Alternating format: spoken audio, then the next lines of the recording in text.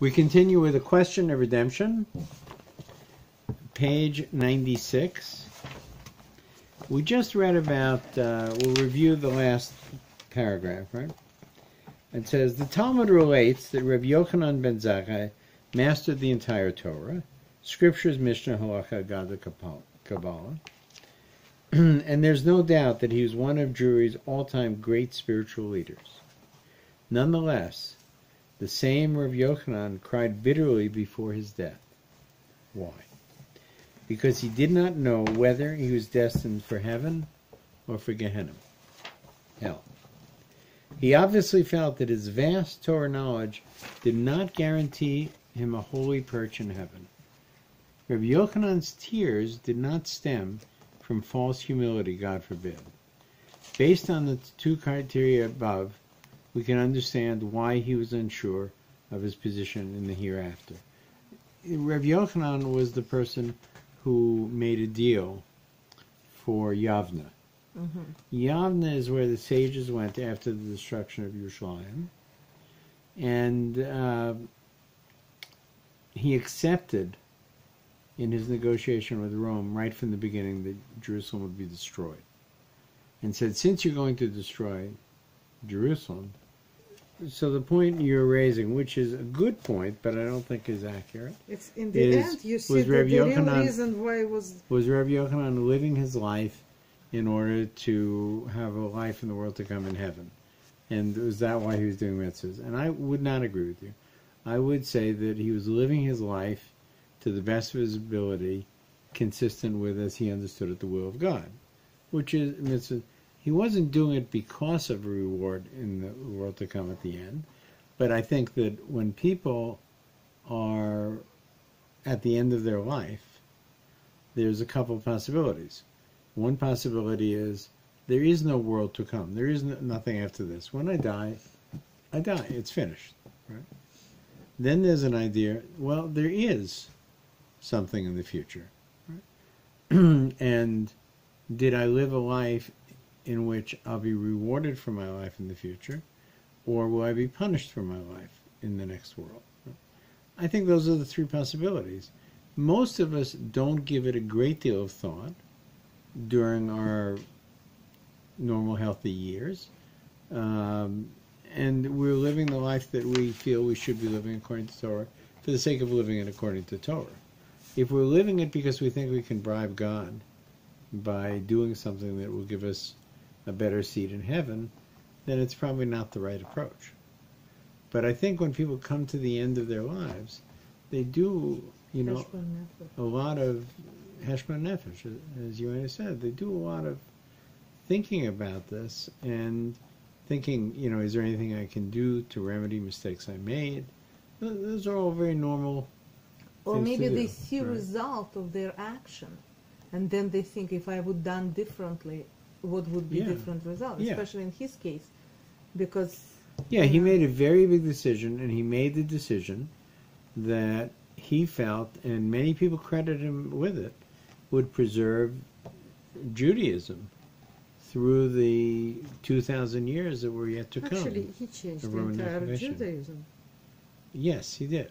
Completely. It was because before it was temple Judaism. Yes. And now it's became... So, wait a second. He didn't change it. The Romans changed it. No, but the Romans, if the Romans destroyed... He was questioning himself that what should by we doing do this... What should we do to save something? Now, hang on for a second. It definitely was changed by him. To be fair to him, right, let's look at the situation. The Zealots had destroyed the food supplies and the supplies in Jerusalem, which had been put aside for 21 years, it said it would last. Right? Really? And they had burned it and destroyed the granaries and everything else because they wanted the Jews to fight. They didn't want them to just survive the siege, right? Now they were in a situation where Rome was a great army, and it was very clear that Jerusalem was going to be destroyed. That for sure was clear, right? So, from Ben Zakkai's point of view, what are the possibilities? Well, we could surrender to Rome now and throw ourselves on the mercy of Rome, that they shouldn't destroy the temple. And somehow we would continue, but we would continue with Roman domination. You know, there might be Roman gods put into the temple. We don't know at that point, right? Or Ben Zakkai said, look, the Romans, they've brought up siege machines. They're on the verge of, this is, by the way, a very interesting topic to be speaking of a week before Tisha B'Av. But it was clear that the Romans were now in a position to destroy Jerusalem and the temple. So, could you convince them not to? Ben Zakkai's view was no, they're going to do it right now. You know, at this point, they don't want to sue for peace. They're about to win. So, if they're going to win, then they're going to destroy us and kill us all, and it will be the end of the sages. It'll be the end of Judaism, not just the end of Temple Judaism, but Judaism. Right? So he hit upon an idea that said, look, if you're going to destroy it, at least preserve this part of it. Allow us to do it. How religious, believing Jew can think that Judaism is going to be destroyed? So you remember, God said, you will never go. You are going to be always the smallest nation, and you are never going to be destroyed. So how come this man decides? Okay. So there was a very interesting video that I saw not long ago with Menachem Begin. Menachem Begin was going to meet with Jimmy Carter and the president of Egypt, Sadat, right? Camp David, with Jimmy Carter. Right? His first stop was by the Lubavitcher Rebbe. Right? When he flew to America, he went to the Lubavitcher Rebbe, and he said, now watch it, it's very interesting. Begin's a very interesting, would that he were with us today. He said, I'm going to a very, very important meeting. Extremely important meeting. Right? I would like a bracha from the Rebbe to strengthen me, to advise me. He's a great teacher in our time. And I would like that because it's going to have a tremendous impact on the future of the Middle East. Right? Notice I don't say, said Begin, that it will be the determination of it. Because the Jewish people's fate is not in the hands of the President of the free world. It is in the hands of God, and we are an eternal people. But nonetheless, I'm seeking to be strengthened before I go, is how I phrase it. So your question in terms of Ben Zakkai was Ben Zakkai of so little faith that he thought Judaism could be destroyed? Right? And the answer, I think, is, what is Judaism? What does it mean? He knew the temple was going to be destroyed. He believed that, and he was right. It was destroyed. How Judaism would succeed without the leadership of the sages is a good question. Would it succeed? Would it continue? Would it fall into the influences of Rome and Hellenism and all those other things? We see that Judaism does survive, but sometimes it is, as they say, by the skin of our teeth, that it survives. So I don't think that it was, and by the way, the other part is, we're not supposed to rely on miracles. Was Yaakov of little faith when he decided to send bribes to Esau, split up the camp? God had promised to take care of him.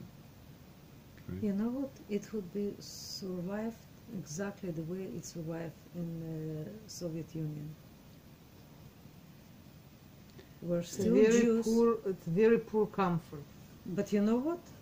But we're Jews, and somehow we always used to say to our children, to our sons, don't bring oil home, don't bring oil. We didn't know why.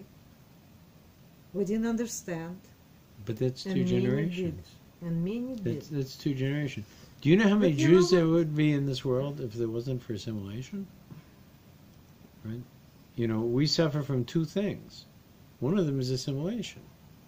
Right? It's not so easy, and when you lose the center of your whole belief system, right, you need to recreate it, and that's what he did. He was responsible for continuing Judaism. You're right; it was completely different Judaism. It was rabbinic Judaism as opposed to temple-based Judaism. There were no sacrifices. Right? There was no central place to go to anymore. And but you know what? And I but think you could credit him that we Judaism took us much further from God than Temple Judaism.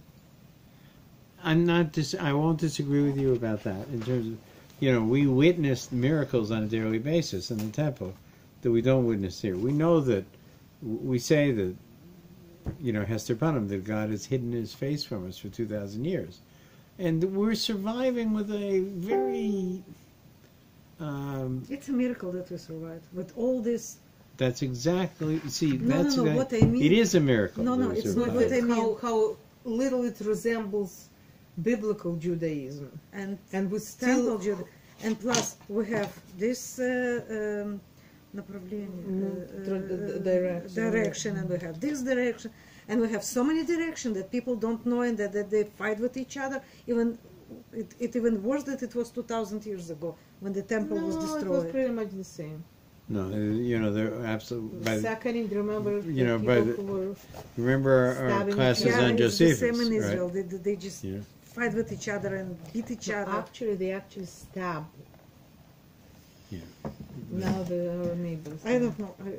Coming back, I don't know how this man decided that he's going to change. This is what he was thinking. He didn't decide he was going to change it. He decided he was trying to preserve. Save the lives. We talk about tzemach, right? That we talk about a shoot that of David will survive, and that will be from where Mashiach will come. We didn't talk about a whole tree, right? Judaism today is a pale shadow of what it began as. It has certain, elucidatory benefits, for sure. Even the people who preach, many of them, they don't know what they're talking about. So the fact of the matter is that, what can you expect when you've lived 2,000 years without your land, without your temple? You expect it to be the same as it was when you had King David, Solomon, at its high points, right? Moshe Rabbeinu. It's asking too much. Right? The fact that we still say the Shema, Dayan. I have to tell you, the fact that we still sit at a Seder, right? The fact that we have some memory of those things that we hang on to, that we don't eat meat and milk together. That we understand there's one day that is a Shabbos, right? All of those things is tremendously significant. It's given the world huge things in terms of civilizing the world, right? A lot of those things are things that happen after the destruction of the temple. After the destruction of the temple, right? If you're saying, where do we stand today? We stand today as a pale shadow of the temple of David's time. Right?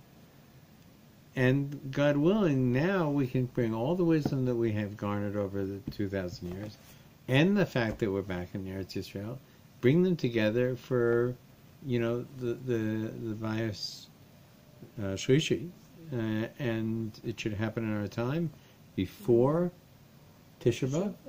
Right? And now it's free. And by the way, I'm going to take one moment to say this, because my wife asked me to say this, right? As we're standing within a week of Tisha B'Av. Tisha B'Av is the saddest day of the year in the Jewish calendar. It's the day that the spies said, God will not give us Eretz Yisrael. It's too great for us to conquer or God to conquer. Right? And it's put aside in history, the 9th day of Av, as a day of tragedy, repeated over and over and over. Temple is destroyed again, the Inquisition, the list goes on and on and on. We sit on the floor and we cry. you know, and it's a very painful time, and we should cry because we don't have the base of English. But I have to tell you, I saw a video not long ago from Yosef Yitzchak Jacobson, and he pointed out that when Yom Kippur comes, that if somebody said to you, "Pass me the Kleenex," and you gave it to him, and he didn't say thank you, he should come to you before Yom Kippur and ask for mechila. He should ask for forgiveness because he didn't say thank you. Because hakara satov, gratitude, is central to the Jewish view of life. Now, I have to tell you, to sit on the floor on Tisha B'Av and cry over the loss of the temple is completely appropriate. And this year, hopefully, we won't have to cry over it. It'll be there. But if we're supposed to thank somebody for a box of Kleenex, what should we be doing for Hashem, for the miracles that gave us back our land? We are a people reborn in our land, and every potential is open to us. All of the things that you describe can happen now, which could not happen in our grandparents' generation. It's possible now. So I have to tell you, when Tisha B'Av comes and I'm fasting and I'm crying for the loss of the temple, right, I'm also thinking how wonderful is our God that He preserved us. We preserved ourselves, He preserved us. To come back to our land, to build our land, to make it a place of plenty, to make it a center of the world today, as it should be. And what do we need still? We need a proper understanding of Torah, a leadership that has that understanding,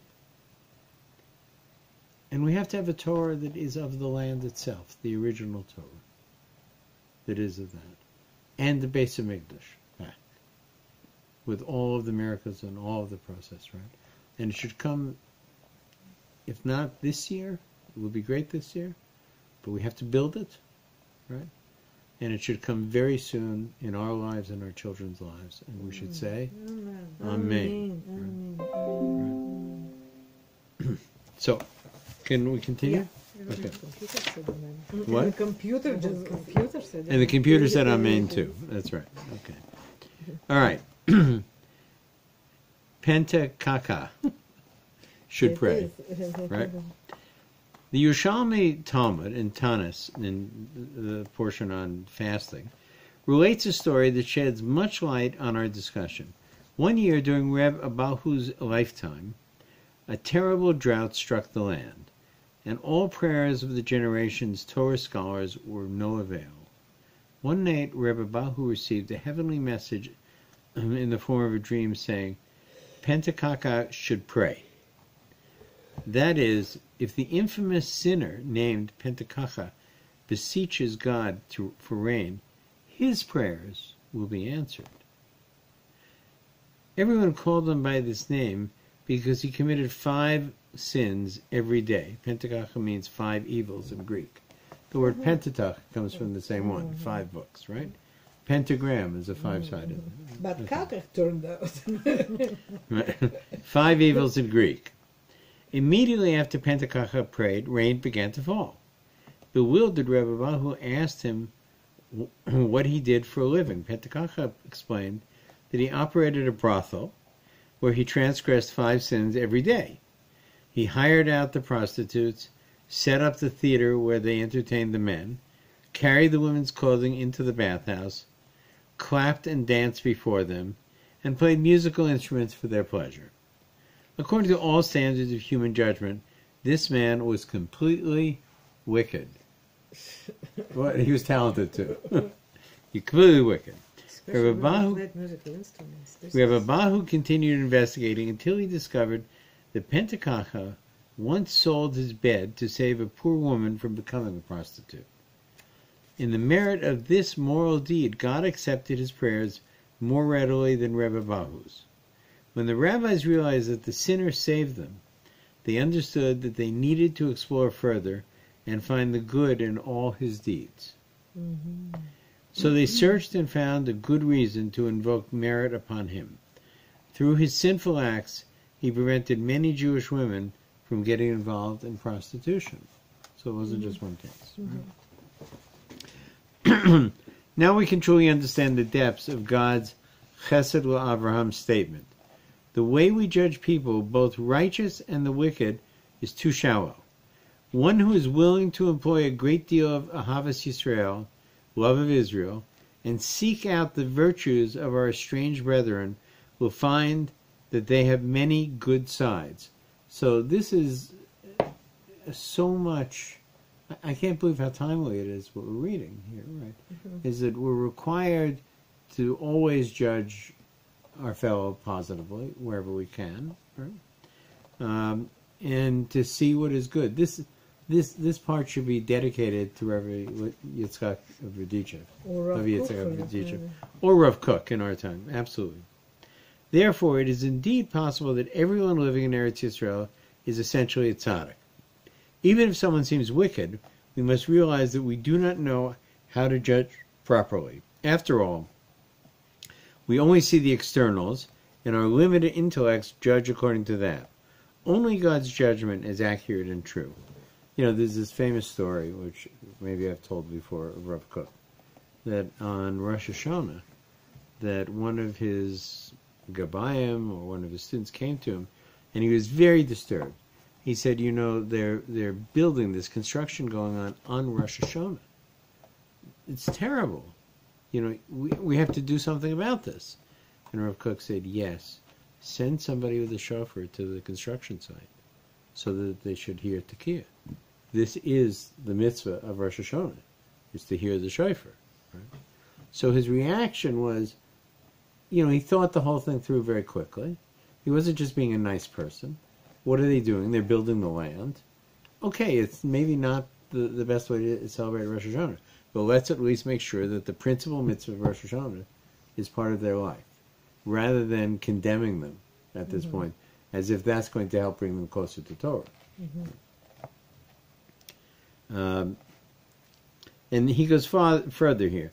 He's saying the nature of living in Eretz Yisrael makes one a tzaddik, makes one a positive person. According to this principle, there is no room for the question, is God pleased when sinners come to the land? For we cannot know who is truly wicked and who is righteous. It could be that a seemingly religious, God-fearing Jew lives in the diaspora because Eretz Yisrael rejected him. This calculation is in God's hands alone. Only he determines who the land will spit out. It is none of our business. Why do you involve yourself with the merciful one's hidden matters? It says in Brachot, in the Talmud.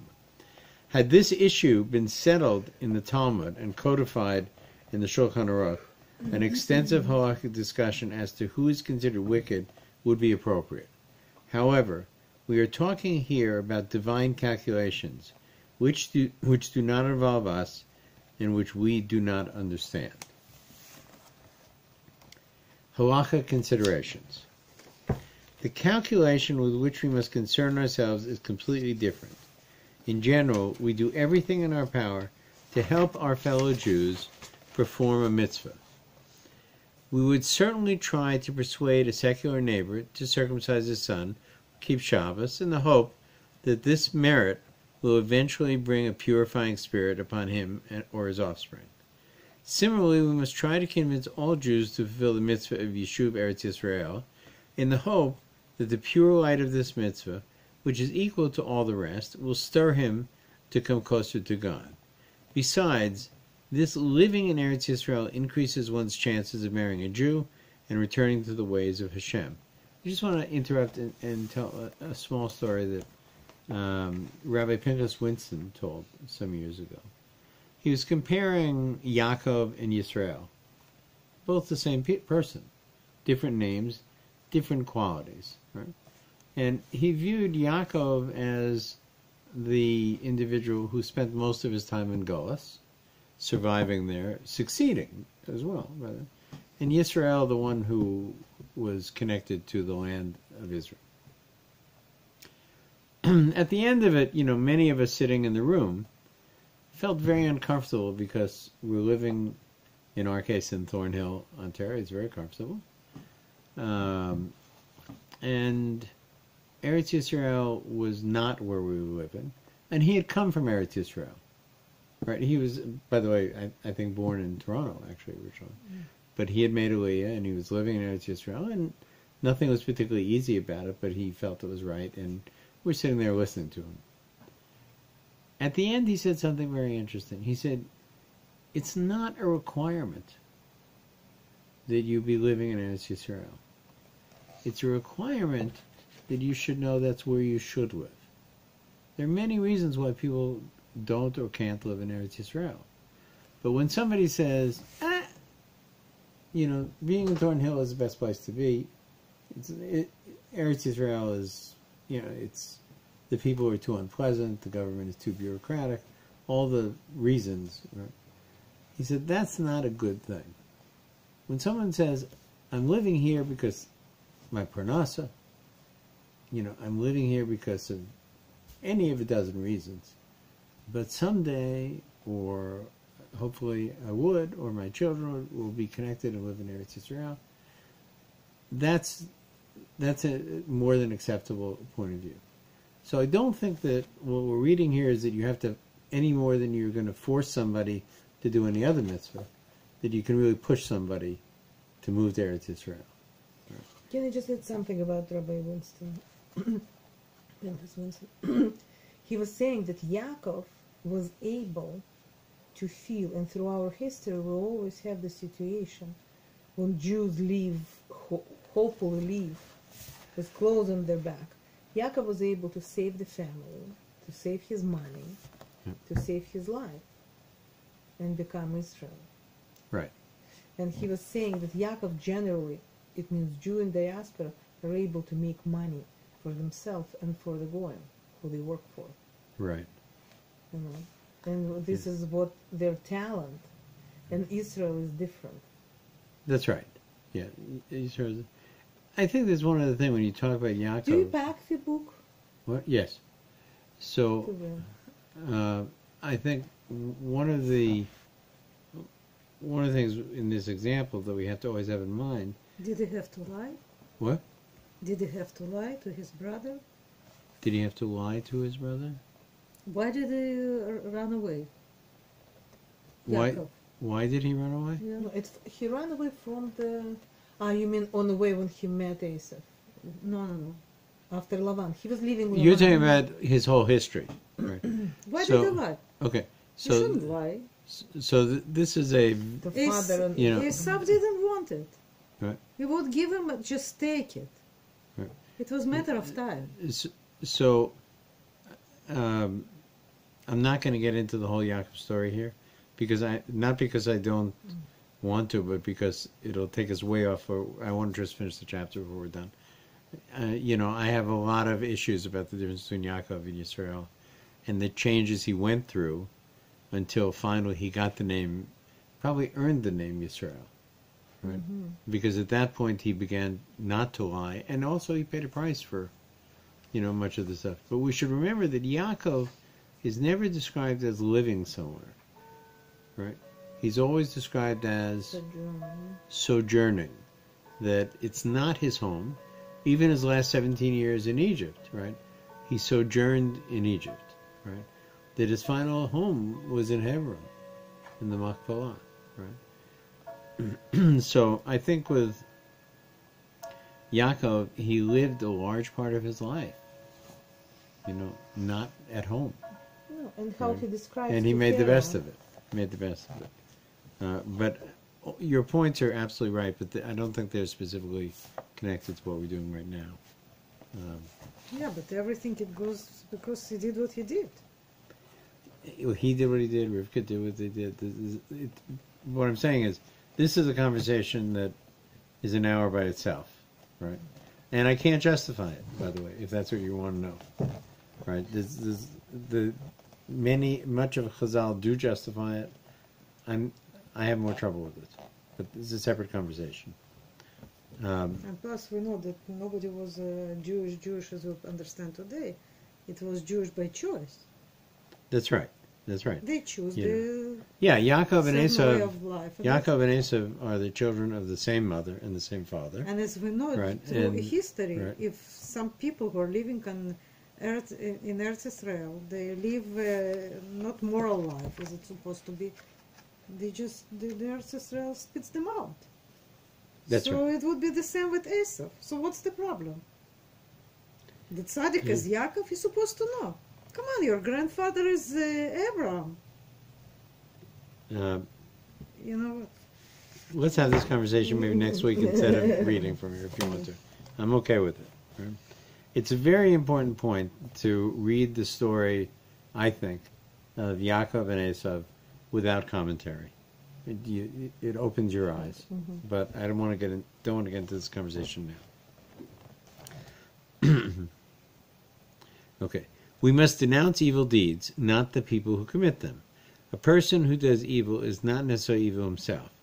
Even we stumble occasionally doing things that displease God. We must condemn the bad, but respect and appreciate the good that exists in even the seemingly most inferior Jew. Whatever that means, I don't know. Why would God bring the redemption through secular Jews? The Tashbetz, whom we quoted at the beginning of the chapter, provides us with another important point. He explains that no nation ever succeeded in settling Eretz Yisrael. The land simply rejected them because of their sins and evil ways. Therefore, the land remained desolate for close to 2,000 years, withholding her fruits from anyone who tried to cultivate them. You know, last night I spent the evening with a fellow, not Jewish. He's Métis, which is part Cree, part French. His name is Ryan, and he was in Israel, and he said he was so impressed by, he's an indigenous person. He's indigenous to Canada. He said, you see that the people in Israel are really connected to the land. It's not a kind of mythical thing. He said, one day I was, and he said, large parts of Israel are desert that are green today. And sometimes you see gardens that are not connected to houses. It's just suddenly a garden.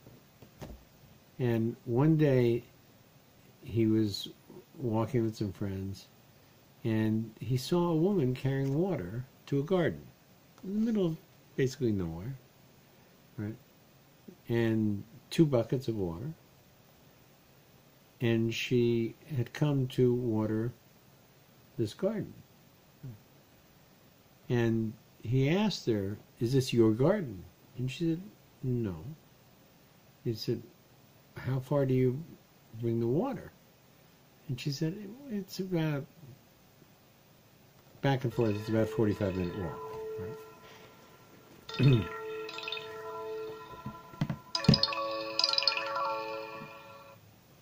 A 45-minute walk. And she did it every day. And he said, why do you do this?